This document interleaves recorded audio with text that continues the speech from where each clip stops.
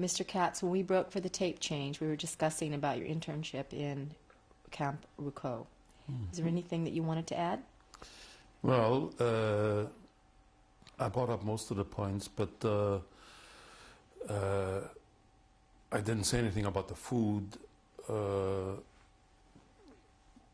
We were given the bare minimum of food because we had about 3,000 or 3,500 people in the camp, and it was difficult to feed everybody. And food was of very poor quality. We were given a piece of bread in the morning that lasted us all day. And for lunch and dinner, we got a soup, or so-called soup, which was nothing more than some cabbage leaves and rutabaga floating in it. And the other thing that I remember is that the showers and sanitary facilities were located in one building, centrally located among the other barracks. And when my mother would take me there for a shower, she always blindfolded me because all the rest of the camp inhabitants were women, and she didn't want them to become embarrassed. So my mother would put a blindfold on me, and then I would go into the showers. Now, at this point, you were about 12 years old? At that point, I was about 12 years old. How was your health faring at this time with such minimal food? Well, we constantly had stomach problems. I mean, dysentery was rampant throughout the camp, and it was an everyday occurrence, and there wasn't much medication available, although the camp authorities tried to distribute some pills. If I remember correctly, they were charcoal pills, but it didn't do much good because of the lack of sanitary facilities. Do you feel you were growing normally? Do you recall about how tall you were, how much you weighed? I stopped growing throughout the war. I did not resume growing till after the war, after I came to the States and got some proper nourishment. But during the war, I did not grow. What was happening with the rest of your family at this time? Did you have any contact with any aunts and uncles? We did have contact with an aunt and uncle that lived in Buffalo with their children. And were they from Germany? They were from Germany. As a matter of fact, they only lived a block away from us, and I grew up with their children. We were together on a daily basis. And what was their name?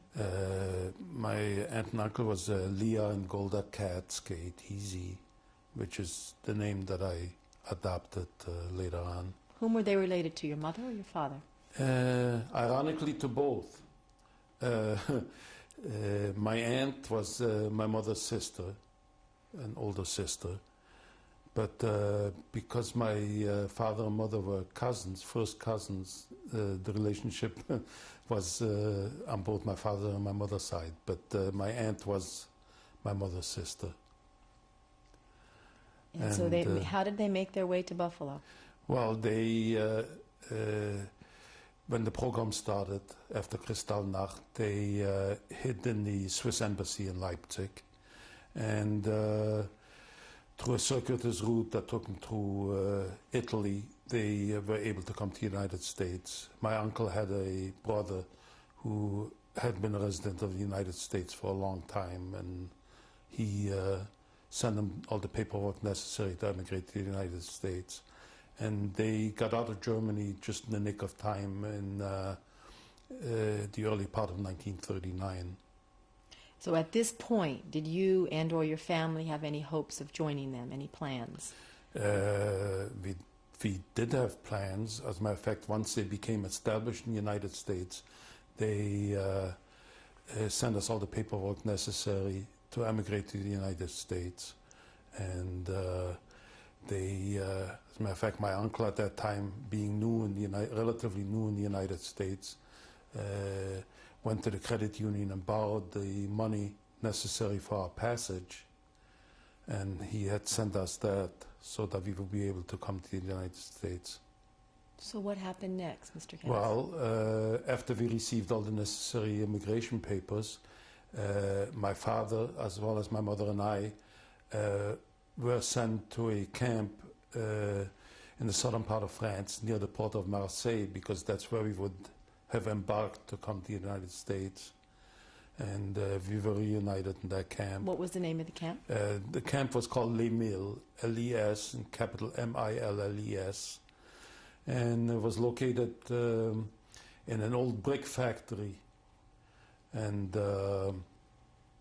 again, terribly damp because of what was being manufactured there. Not at the time we were there, it was an abandoned factory, but prior to our arrival there, it was used as a brick factory. So it was very damp, but we were looking forward to finally getting out of Europe and coming to the United States and being reunited with my aunt and uncle in the United States. So did your hope sustain you during this difficult period? Yes, it did. Yes, it did. Of course, at that time, we had no idea as to what would happen 6 months down the road. I want to just go back one moment. You said we were reunited. You met up with your father again. Yes. Yes. Can you describe what that was like? A very happy occasion. Was it a shock to you? Did you know you were going to be meeting up with him? Yes, we did. Because at that time, we were still able to communicate by mail. Although the mail was censored, every time we received a letter from my father, for example, it would have been opened and resealed, and the same thing with the mail that we sent him. The French authorities would censor all the mail. I don't know what they expected to find, but they did. But no, we were reunited at Les Milles. And did you stay together in what were the living conditions like? Living conditions in Les Milles, we slept in separate areas, but in the same building. It was a huge, huge factory. Were you building. with your mother still? I was still with my mother. And your father was? My father was separate, but we spent all day together. And there was really nothing to do. I mean, it was not a labor camp. We were not forced to do any kind of labor except for keep my areas livable. Doing our laundry as best as possible with cold water. And again, was there any religious observance? No, no organized religious observance. It was a difficult time because a lot of the French were collaborationists. They collaborated with the German government, and people were afraid to openly practice their religion or do anything that might antagonize the people that were our guards or whatever you would call them. So, just to give me a clear understanding, everyone in this camp was waiting, believed that they were waiting there to go somewhere else, to the United States, all to the United States. All to the United States. So how would you describe the spirits in the camp? What was the conversation like? Well, conversation was about what they would do when they got to the United States. You know, it was the Golden Medina, the Golden Land, and getting as far away from Europe as possible. And everybody's spirits were good. So what happened next? What happened next? Unfortunately, Pearl Harbor in December of 1941. And the United States entered the war against Japan and eventually against the Axis, against Germany. And that put an end to our hope of getting out of Europe alive. So do you recall what that news did as it ran through the camp? What well, people it reacted? It ran through the camp, and of course everybody was very distraught by the news. And we sat and waited what would happen. And what did happen is that Germany closed all avenues of escape, even though Hitler had promised that they would not invade the southern part of France. After the United States entered the war, they did, which meant that there was no way for anybody to get out of France. Do you recall anyone trying to escape? No. Your parents, did they ever talk about escaping? No, there was, couldn't swim across, so that's, we were as far south in France as you could get. So what did everyone do? We sat and waited, and about 2 weeks later, we were again rounded up, told that we had to pack our belongings, and we were shipped to another camp. This time it was Rivesalt, Rivesaltes, which was on the Mediterranean near the Spanish border. Can you describe what that camp was like? That camp, very similar to the prior camp that we were in. Lots of barracks. It was much larger. We had several thousand people there. The sanitary conditions were terrible again, with open sewers throughout the camp. And did you stay? Whom did you sleep with during this time? When you there went? again with my mother. My father was in another part of the camp, but we did get to see each other during the day. So now you're approaching 13, and they're still allowing you to stay with your mother, Yes. not with your father. When did they move the boys to be with the fathers? The boys my age, never. We stayed with our mothers. But our stay there was not very long. We were there from approximately January till the spring of 1992. And 1992? I'm sorry. 1942. And what did you believe you were doing in this camp? The last camp you believed you were getting ready to embark to America. Yes. What did you believe this camp? What did we believe in this camp? Yeah, what were you doing there as far as you knew? We did not hope of anything good happening after that. Once the United States entered the war and Germany invaded the rest of France, we didn't have any hope of getting out. And that's what eventually happened. Within 2 months or so after we arrived there, we were again told to pack up all our belongings and to expect to be shipped to the east. That's all we were told. Did anybody know about anything that was going on in the east? None whatsoever. We You were had told heard- that we were going to be shipped to a labor camp. But as to what was happening in the camps in the east was not known to us at that time. So how would you describe spirits at this time? Spirits, very People. low, very low. But after we packed our belongings, there was an organization in France called the OSE, and there was a immigrant aid society.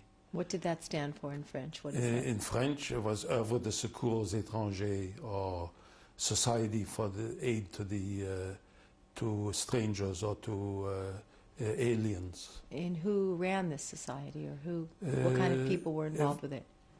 I believe it was a governmental agency.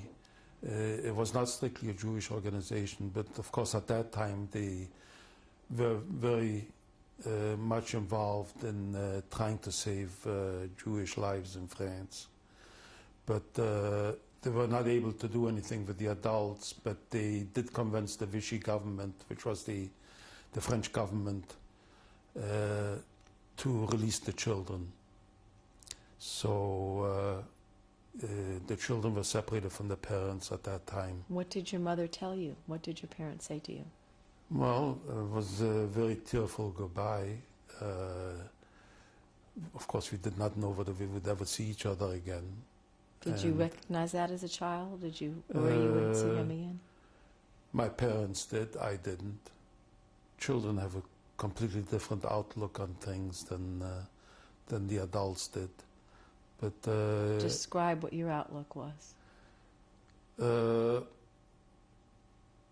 you know, today, for example, children who live at home in the United States, for example, they can't wait to get out of their parents' home to be able to do what they want. And I think in a way I felt that way, that I was gaining freedom from home. But but it was a tearful goodbye because, like I said, we had a very close relationship. Family life was very important in our lives. And to be separated from my parents was very traumatic. It was a shocking event. But anyways, we said goodbye to each other, and the children were then transported to an orphanage near the city of Limoges. Did you ever see your parents again? I never saw my parents again, never heard from them again. Okay, we'll go to that part in a little bit. So you were sent to an orphanage. Mm-hmm.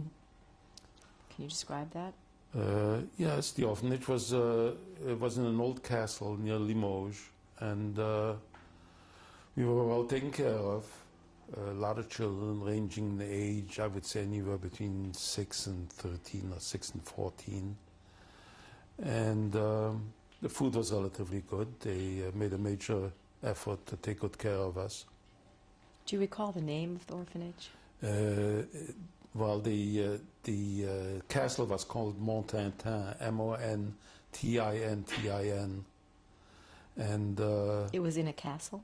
it was an old castle, yes. And France has a lot of castles, no matter where you go in France. But this happened to be near Limoges, and there must have been about 100, 120 of us in that orphanage. What was the treatment like? Treatment was good.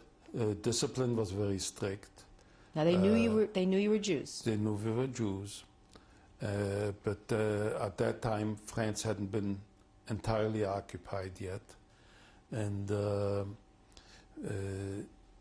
we were able to stay in that orphanage. Little by little, then Germany did invade all of France, but for the first few months there was no German presence in the area. What was the food like and medical conditions? The food, sleeping conditions? Food was relatively good, considering it was time of war. We didn't get to see much meat or eggs or milk. We did get some milk from the Red Cross, which was powdered milk, which they reconstituted.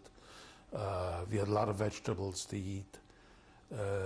We had some medical supervision. They had an infirmary, and they had a nurse who was able to take care of minor illnesses. How was your health at this point? My health was good. In the camps, of course, we had a lot of diseases, dysentery and things like that. But in the orphanage, my health was good. And at this point, you had not. Did you hear anything from your parents? Nothing whatsoever. From the day we were separated, I have not heard from them again. But they also had tutors that were brought into the orphanage, and we did get some sort of education. What kind of education? Religious education, secular? Not religious education, secular education, history, mathematics, whatever we would have learned in a public school on the outside. And later on, they brought in a rabbi from Limoges, and he prepared a few of us who were approaching the age of 13, prepared us for our bar mitzvah ceremony. Can you describe that? What that was like? The preparations? Yes. Well, he would come in once a week, and of course we never expected to have a full-blown ceremony because it was time of war, and Germany was getting close to invading all of France, and but we did learn some of the prayers for the Torah reading, and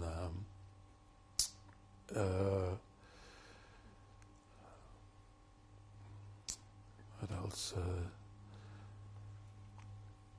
Well, you did it as a group, right? Yes, with other boys. there were 6 of us who were of bar mitzvah age, and we were then brought to the city of Limoges, and they had a makeshift chapel in a building that had been demolished or partially demolished, and we participated with some other boys from that area, and we had a mass bar mitzvah, which consists nothing more of some of the short prayers. And Were there people in attendance? There were only 2 or 3 people in attendance, the rabbi and a couple other persons. So, Mr. Katz, what was your bar mitzvah like for you? How would What you was explain it? in the midst of the war, separated from your parents? It was nothing like I had would have expected if it was peacetime, but it was ironic that in spite of all the hardships, that we would still consider being Jewish an important part of our lives. We did not give up our beliefs. Of course, Germany or Hitler at that time tried to get the Jews to renounce their God and their religion. But Jews are tenacious people. They had their beliefs in their God and their religion, and you don't give those things up. So would you say that you were proud to be Jewish still? Yes, I was. Would that be the word you would use? I definitely would. Now, how long did you remain in this orphanage? Oh, well, it wasn't too long after my 13th birthday, maybe 6 months later. By that time, Germany was in the area, had occupied all of France. And rumors have been circulating that Germany was beginning to round up the children also. And they coerced the French authorities to round up all the Jews, including the children that were left in France. Germany threatened to burn down Paris unless the French cooperated. And but several months after our bar mitzvah, we heard trucks approaching the orphanage, and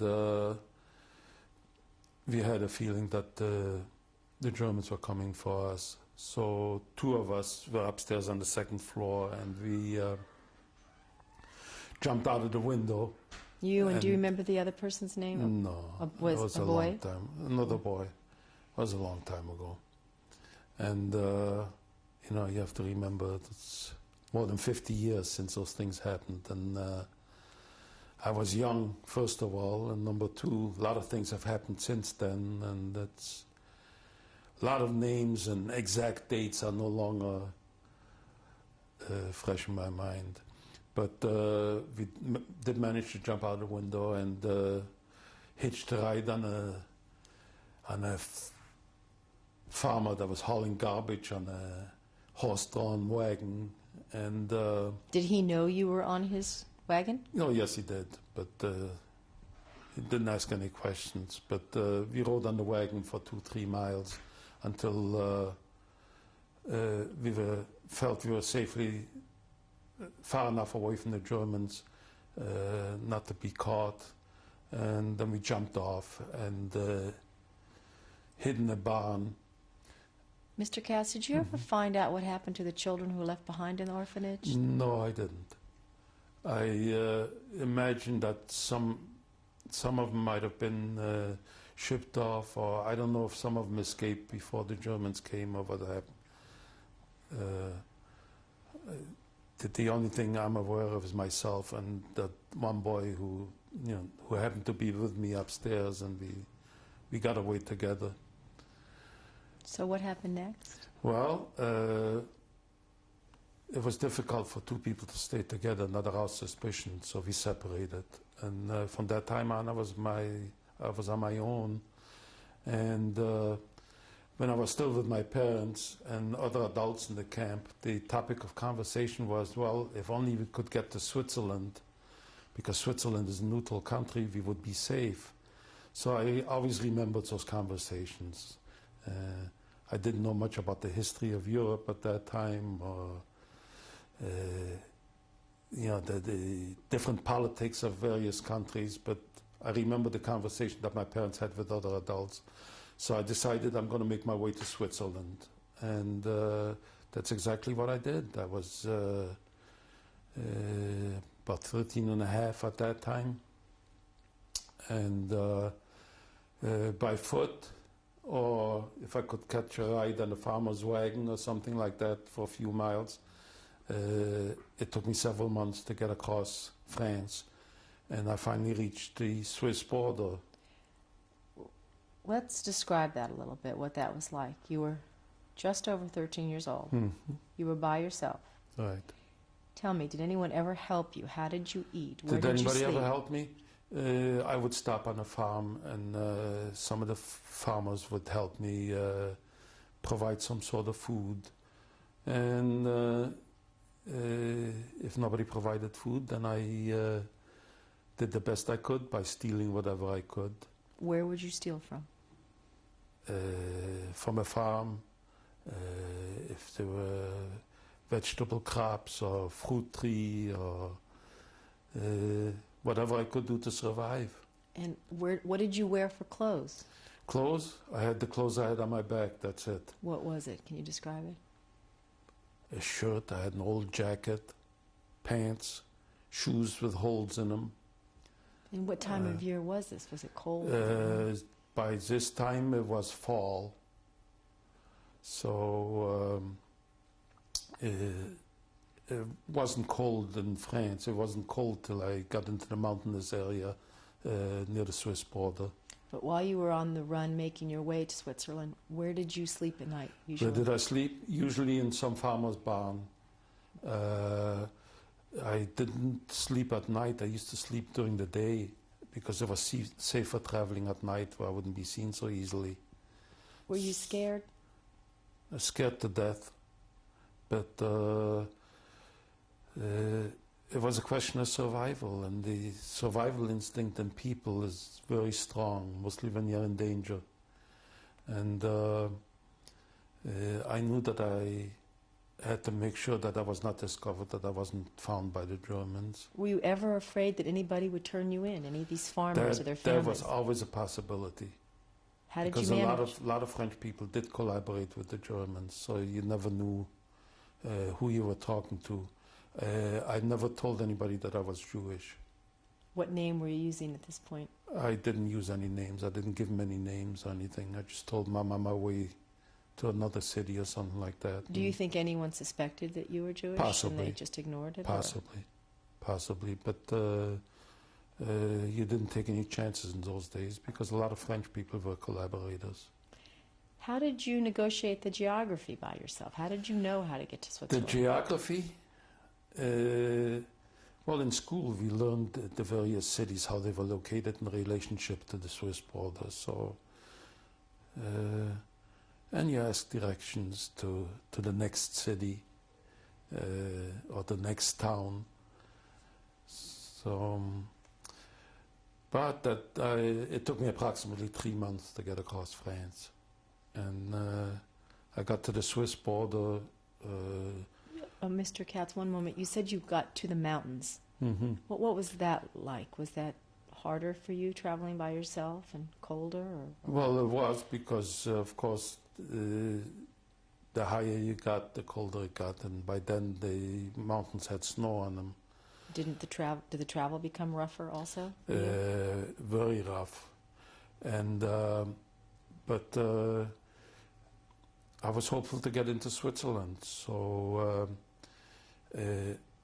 wherever there was a passage through the mountains where you could get across without going actually over the mountains, the Germans had machine gun nests set up. We're going to stop here just for a moment for a tape change, and we'll continue.